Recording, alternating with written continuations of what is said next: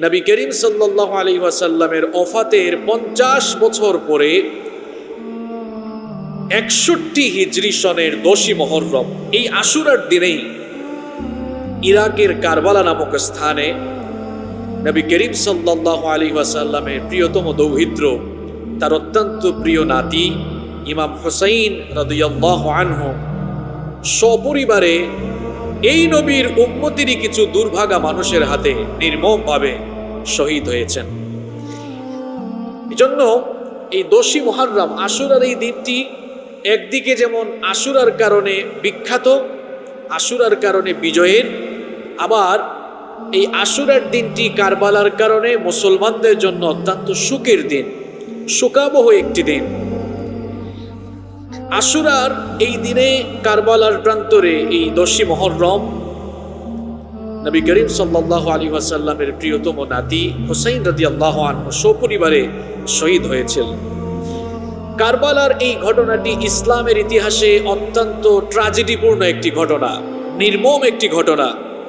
দুঃখজনক হলেও সত্য, এই ঘটনাকে কেন্দ্র করে অনেক মিথ্যা, বানোয়াট এবং ভিত্তিহীন কথা সমাজে প্রচলিত হয়েছে, যা অত্যন্ত দুঃখজনক। এমনকি বিষাদ সিন্ধু নামক গ্রন্থ এবং এছাড়াও আরো বিভিন্ন গল্প, উপন্যাস এবং উপাখ্যানে এই কারবালার কাহিনীকে অন্যভাবে ব্যাখ্যা করে মুসলমানদের মধ্যে একটি চিরস্থায়ী ফিতনা সৃষ্টি করা হয়েছে।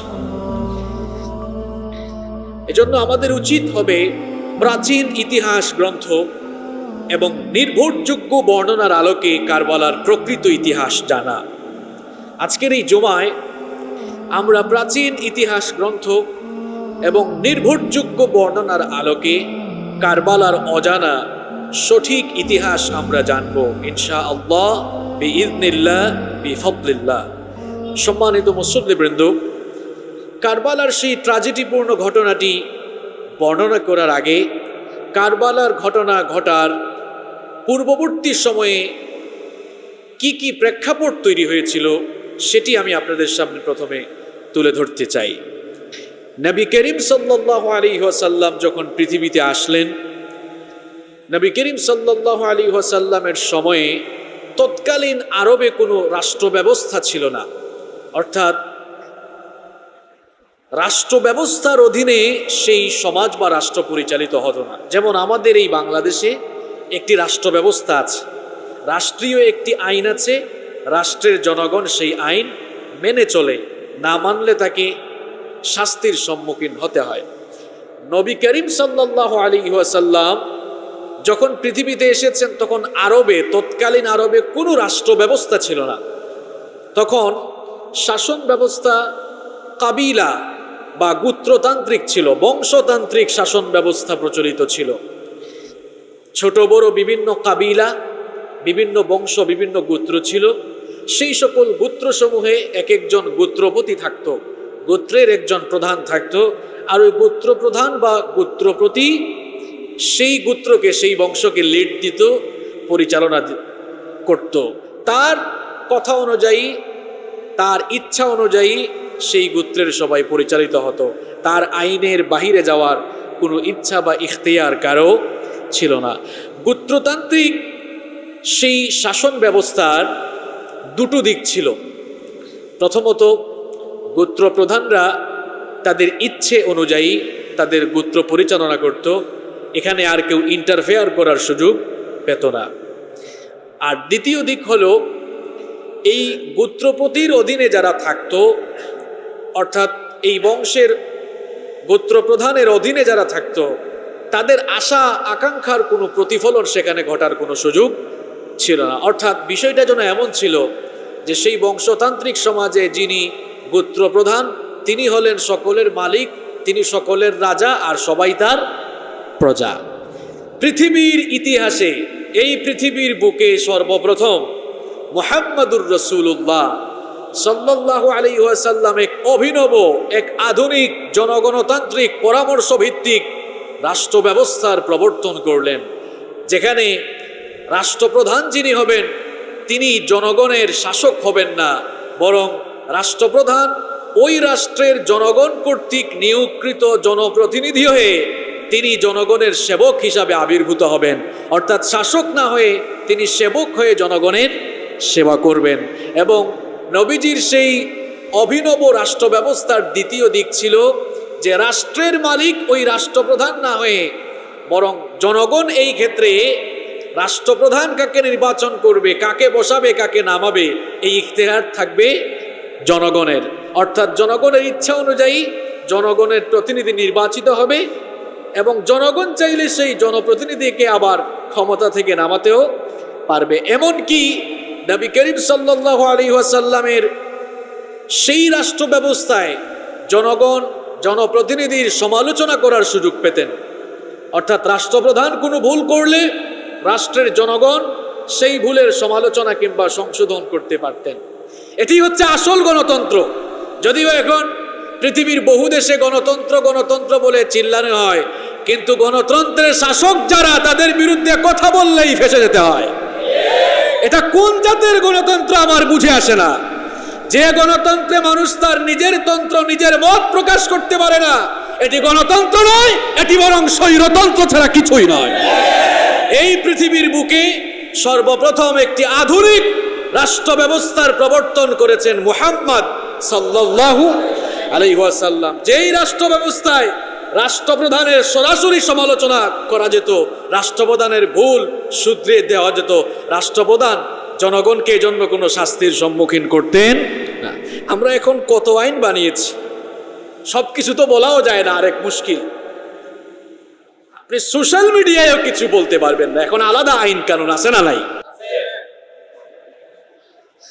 এইরকম একটি অভিনব রাষ্ট্র ব্যবস্থা নবীজি প্রবর্তন করলেন, আর সেই রাষ্ট্র ব্যবস্থার প্র্যাকটিক্যাল রূপ তিনি পৃথিবীতে দিয়ে গেলেন। আল্লাহু আকবার।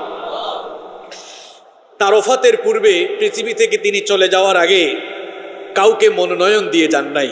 আচ্ছা বলেন তো, নবীজি যদি কাউকে মনোনয়ন দিয়ে যেতেন, অর্থাৎ নবীজি যদি বলতেন যে আমার পরে খলিফা হবে অমুক, তাহলে কেউ কি আর দ্বিমত করত, আপত্তি করত?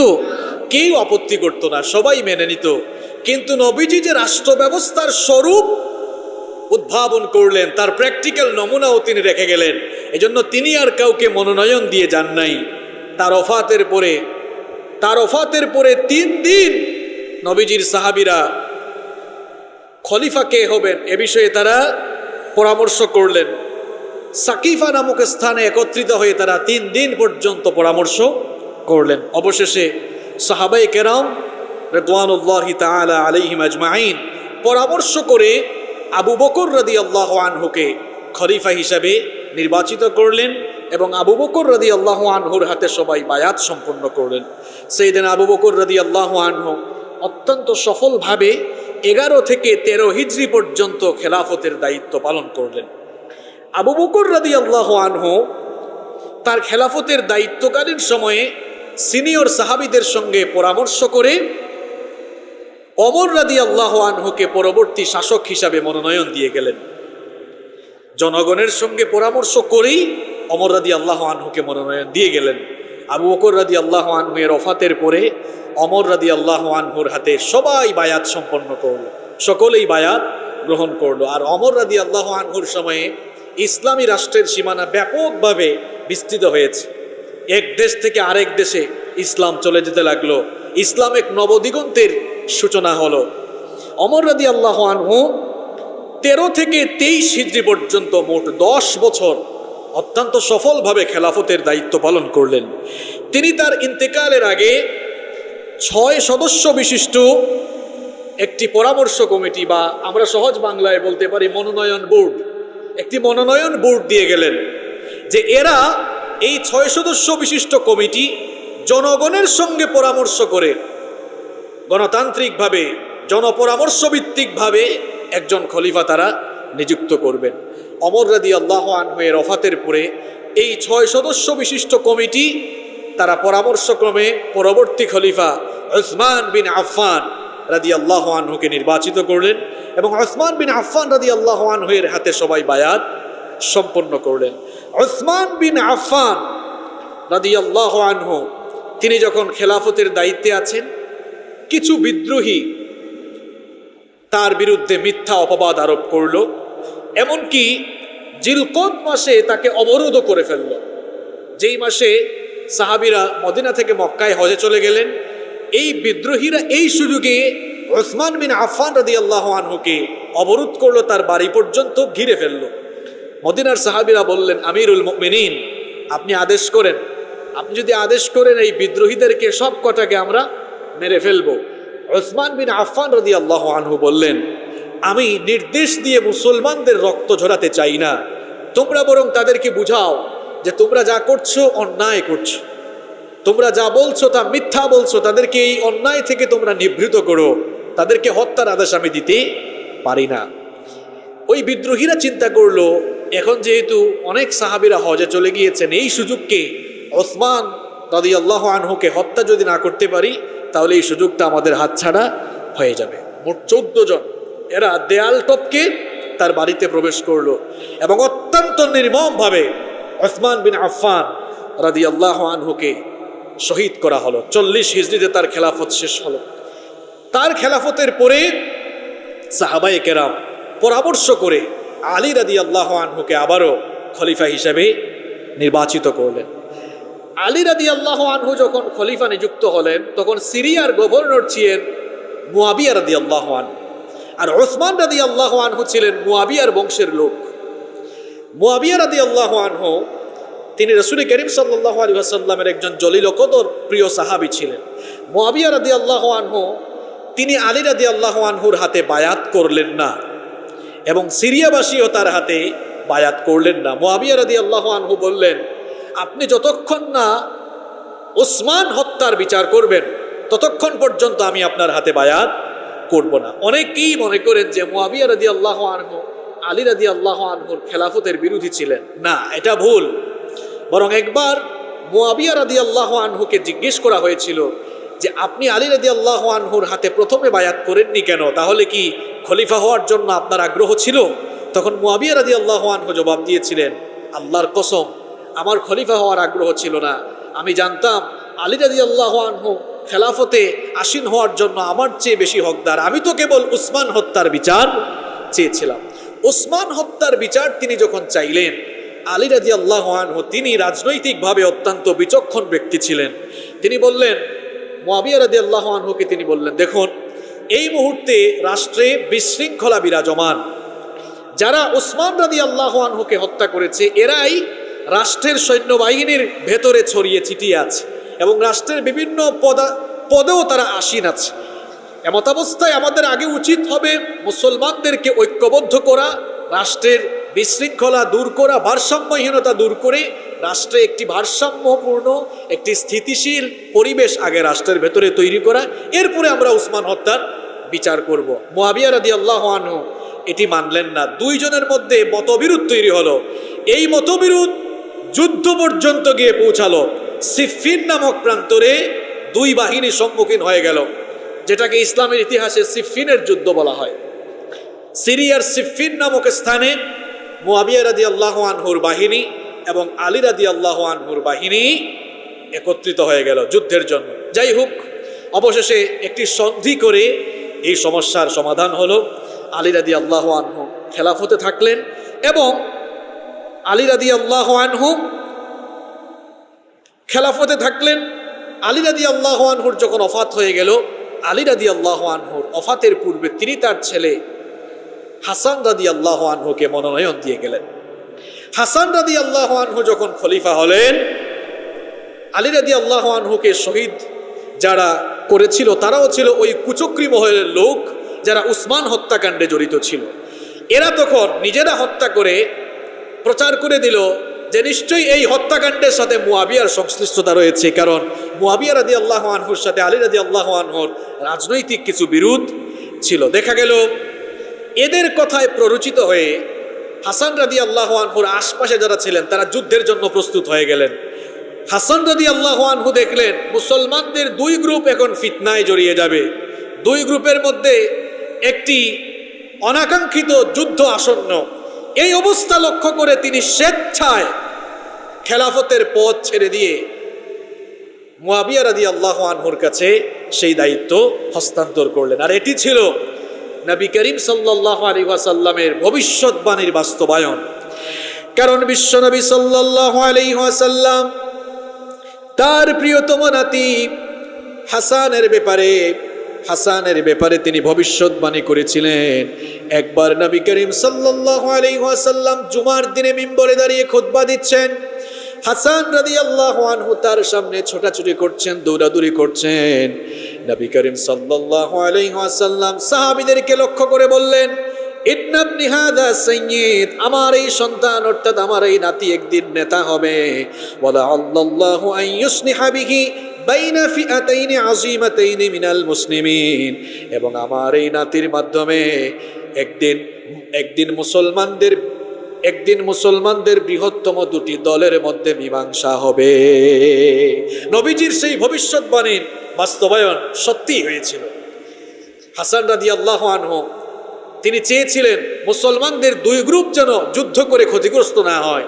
এই ফিতনা থেকে মুসলমানদেরকে রক্ষা করার জন্য ইমাম হাসান রাদিয়াল্লাহু আনহু স্বেচ্ছায় খেলাফতের পদ থেকে অব্যাহতি নিয়ে মুয়াবিয়া রাদিয়াল্লাহু আনহুর কাছে খেলাফতের দায়িত্ব হস্তান্তর করলেন। মুয়াবিয়া রাদিয়াল্লাহু আনহু খেলাফতের দায়িত্ব গ্রহণ করে একটানা ২০ বছর সুষ্ঠুভাবে এবং সফলতার সাথে রাষ্ট্র পরিচালনা করলেন।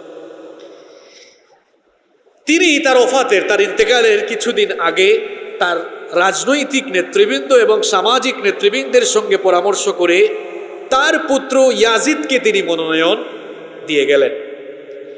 তার ওফাতের পরে, তার মৃত্যুর পরে ইয়াজিদ যখন খেলাফতের দাবি করল, তখন তৎকালীন মুসলিম রাষ্ট্রের অধিকাংশ জনগণ এটাকে মেনে নিলেও মদিনা, মক্কা এবং ইরাক, বিশেষ করে ইরাকের কুফার মানুষ এটা মেনে নেয় নাই, এবং মদিনার অনেক সাহাবীরা ইয়াজিদের হাতে বায়াত করেন নাই।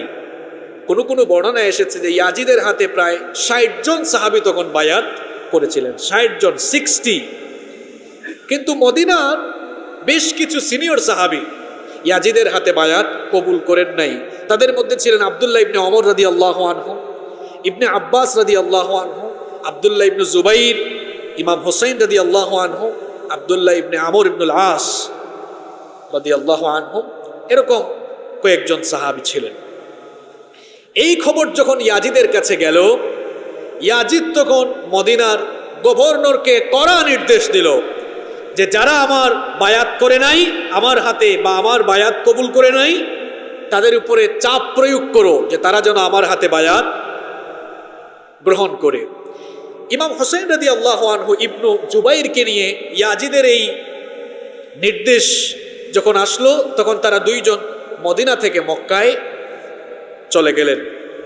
মদিনা থেকে তারা যখন মক্কায় চলে গেলেন, মাঝখানে অনেক সাহাবীরা মাঝপথে তাদেরকে বাধা দিয়েছিলেন, তারা যেন না জানার পরেও তারা মক্কায় গিয়েছেন। আর ওইদিকে কুফাবাসী মানুষের কাছে এই খবর চলে গিয়েছে যে মুয়াবিয়া রাদিয়াল্লাহু আনহু ইন্তেকাল করেছেন, এখন খেলাফতের পদ শূন্য।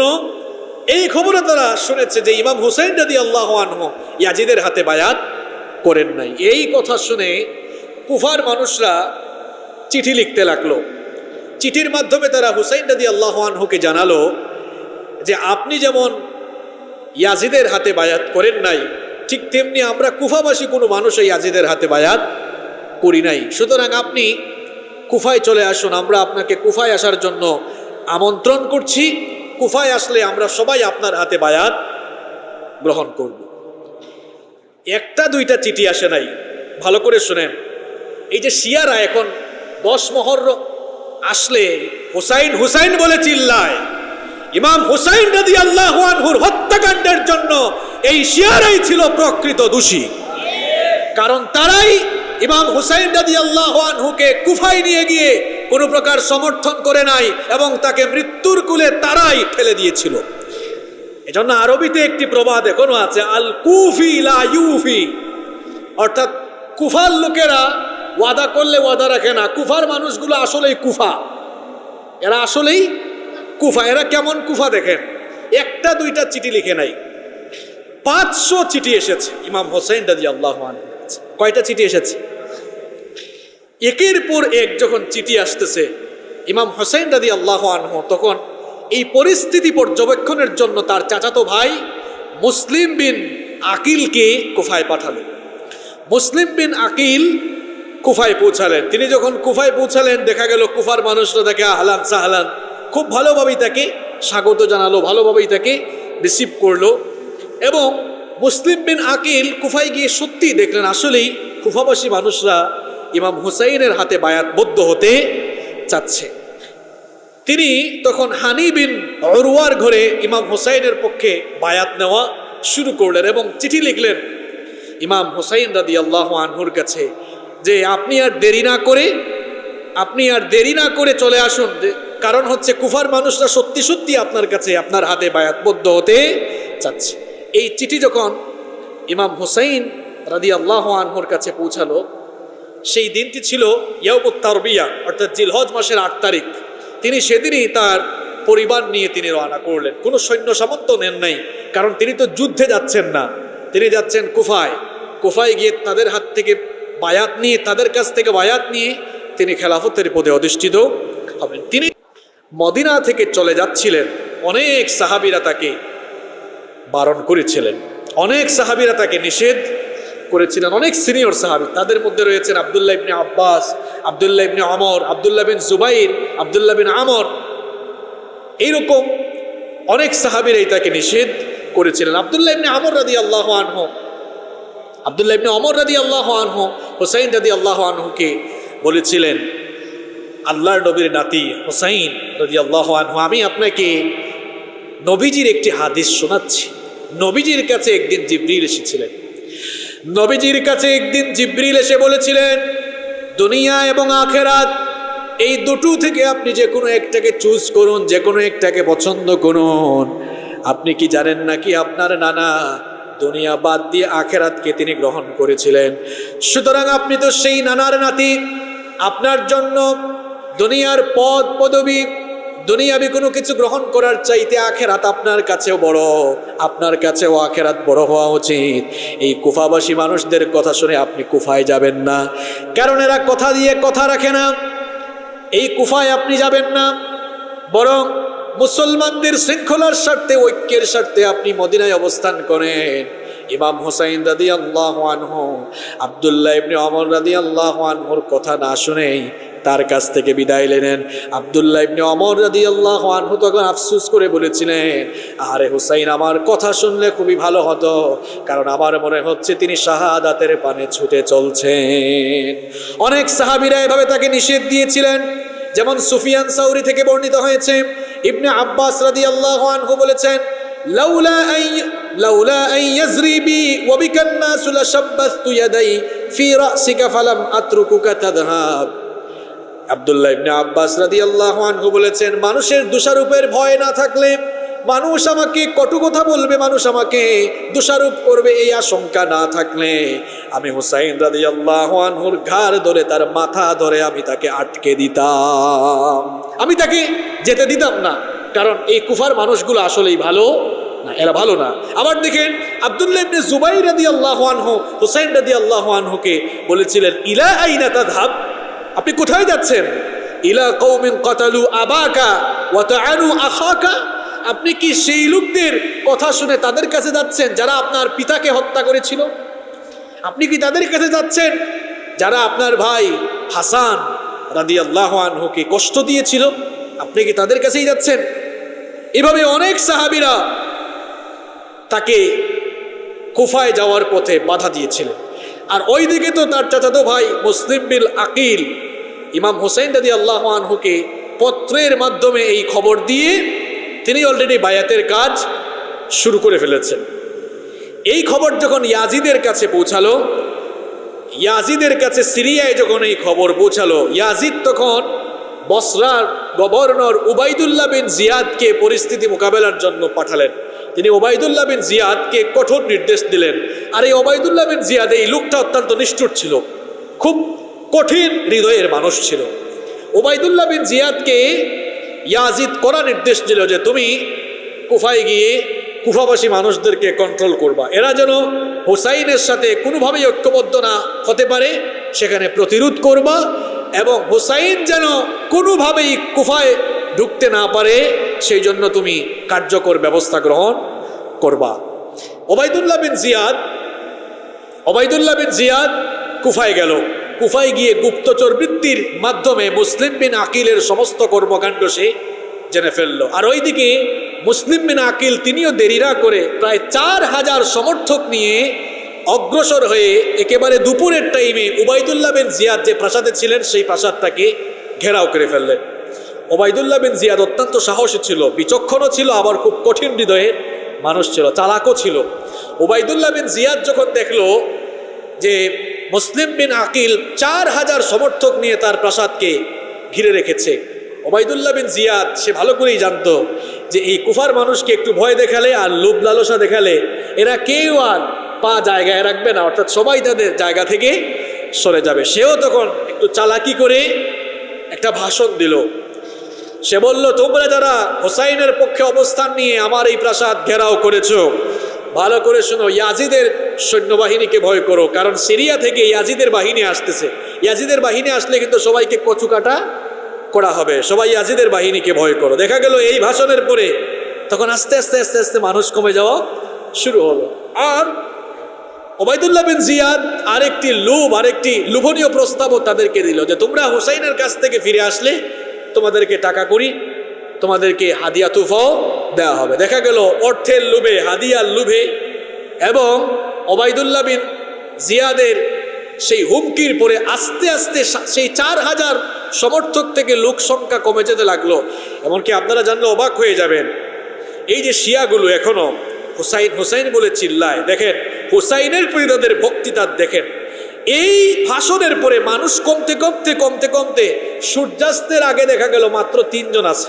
কয়জন আছে? 4000 থেকে কয়জন? চিন্তা করেছেন, 3997 জন চলে গেছে। ওই যে বললাম আল কুফি ইলা ইউফি, এরা কথা দিয়ে কথা রাখে না। মাগরিবের নামাজের পরে মুসলিম দেখলেন যে 3 জন ছিল ওই 3 জনও নাই। মুসলিম বিন আকিল এবার একা হয়ে গেলেন। ওবায়দুল্লাহ বিন জিয়াদ মুসলিম বিন আকিলকে গ্রেফতারের অর্ডার দিলেন। মুসলিম বিন আকিলকে গ্রেফতার করা হলো। গ্রেফতার করার পরে ওবায়দুল্লাহ বিন জিয়াদ তার মৃত্যুদণ্ডের আদেশ দিলেন, মৃত্যুদণ্ডের ফরমান দিলেন। মৃত্যুদণ্ডের ফরমান শুনে মুসলিম বিন আকিল কান্না করছেন। তখন সবাই ভাবলো মরার ভয়ে মনে হয় কান্না করতেছে। ওবায়দুল্লাহ জিজ্ঞেস করলো, কি ব্যাপার মুসলিম, তুমি তো এসে কয়েকদিন বহু বাহাদুরি দেখাইলে, এখন আবার তুমি কাঁদো কেন?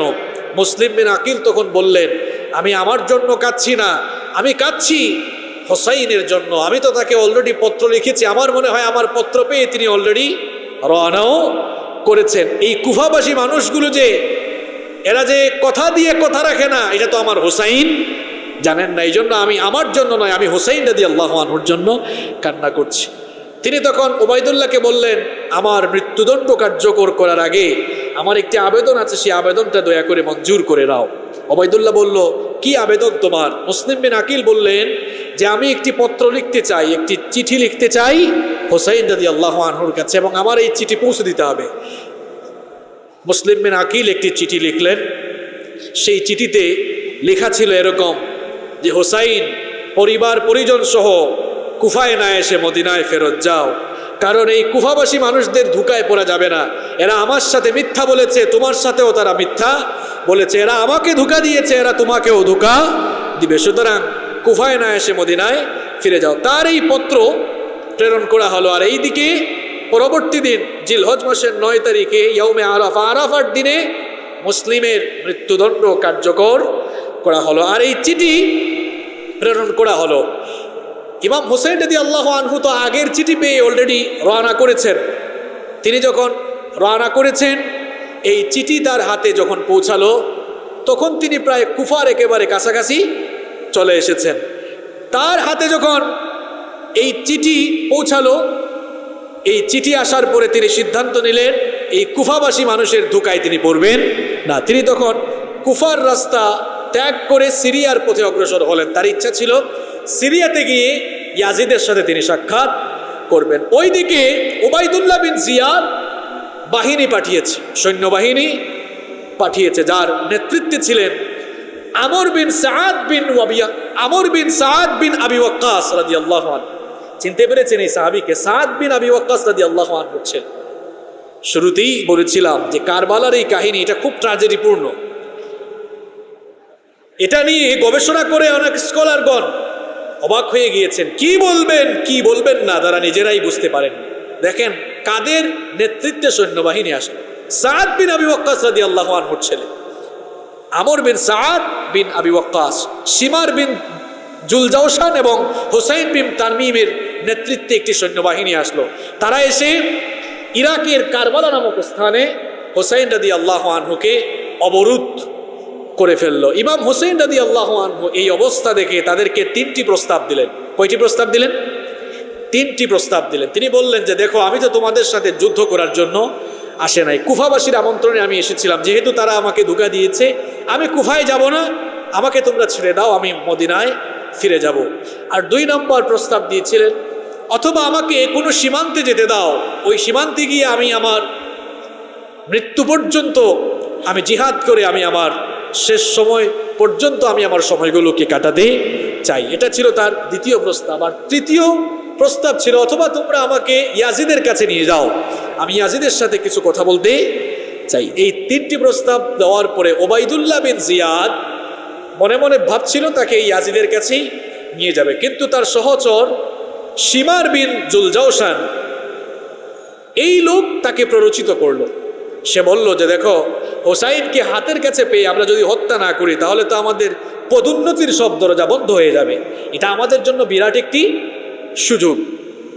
তার কথায় প্ররোচিত হয়ে উবাইদুল্লাহ বিন জিয়াদের বাহিনী ইরাকের কারবালা নামক প্রান্তরে, কারবালা নামক স্থানে ইমাম হোসেন রাদিয়াল্লাহু আনহু এবং তার সঙ্গী সাথী যারা ছিলেন তাদের উপরে অতর্কিত এবং নির্মম হামলা চালালো।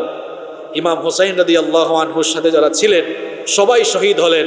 ইমাম হোসেন রাদিয়াল্লাহু আনহু তিনিও শাহাদাতের সুধা পান করলেন। এই শিমার বিন জুলজাওশান, কয়েকটি রওয়ায়াত এসেছে যে এই শিমার বিন জুলজাওশান সেই ইমাম হোসেন রাদিয়াল্লাহু আনহুর দেহ থেকে মাথাকে ছিন্ন করে দিয়েছিল, আলাদা করে দিয়েছিল। এবং ইমাম হোসেন রাদিয়াল্লাহু আনহুর মাথা মুবারককে যখন উবাইদুল্লাহ বিন জিয়াদের সামনে নিয়ে গিয়েছিল, তখন উবাইদুল্লাহ একটি কাঠি নিয়ে ইমাম হোসেন রাদিয়াল্লাহু আনহুর মাথা মুবারকের তার নাকে, ঠোঁটে, গালে গোতাগুতি আরম্ভ করেছিল।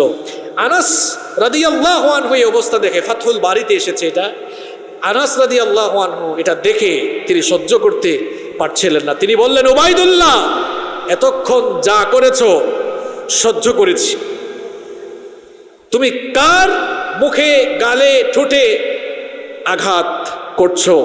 তুমি কি জানো না হোসাইনের চেহারাটা দেখতে একেবারে আমার নবীজির মতো?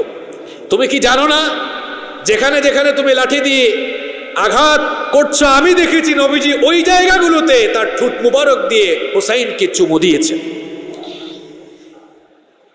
ইমাম হোসাইন রাদিয়াল্লাহু আনহু এবং ইমাম হাসান রাদিয়াল্লাহু আনহু নবীজির 2 প্রিয় নাতি ছিলেন। এত মহব্বত তিনি তাদেরকে করতেন। আবু হুরায়রা একটি হাদিস বর্ণনা করেছেন। তিনি বলছেন যে নবীজি হাসান আর হোসাইনকে নিয়ে একদিন বের হলেন। তার এক কাঁধে হাসান আর এক কাঁধে হোসাইন।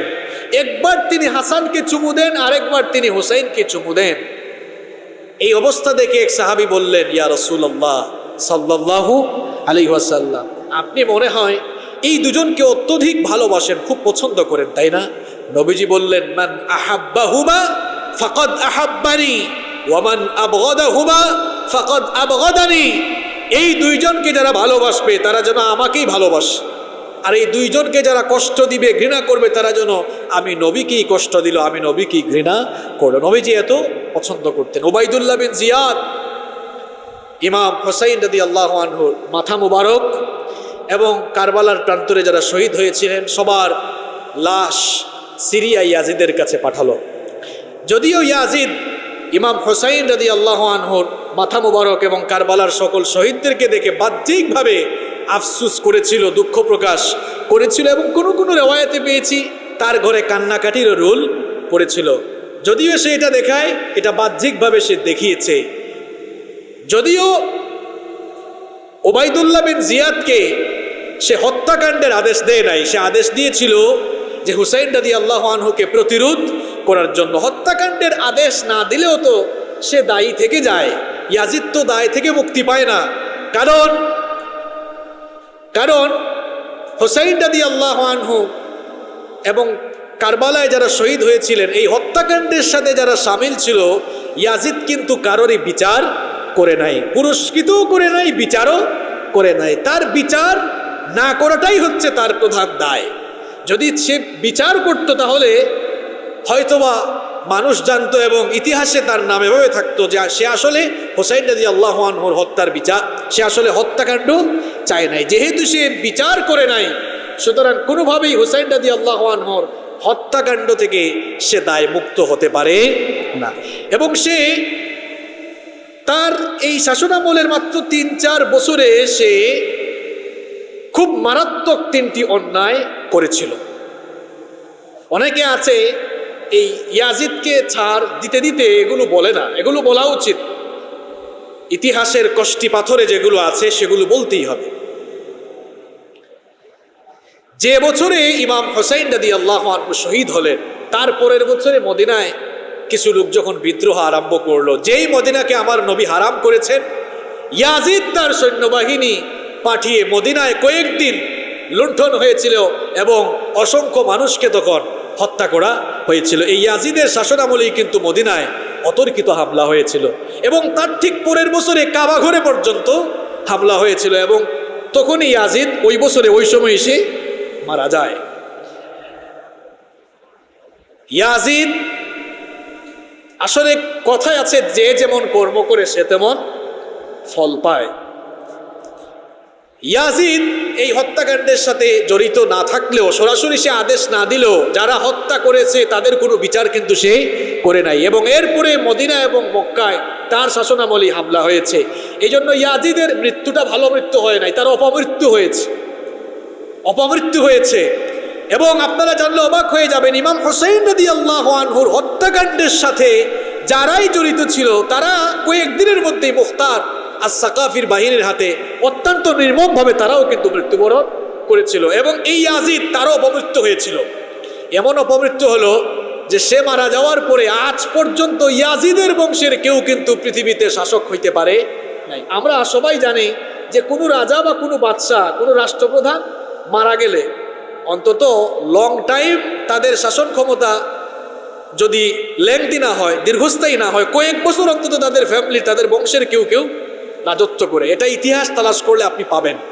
আমাদের বাংলাদেশি আপনি দেখেন না, বঙ্গবন্ধুর ফ্যামিলি থেকে, জিয়ার ফ্যামিলি থেকে, তাদের ফ্যামিলির লোকেরা কিন্তু এখনো রাজনীতিতে আছে না নাই?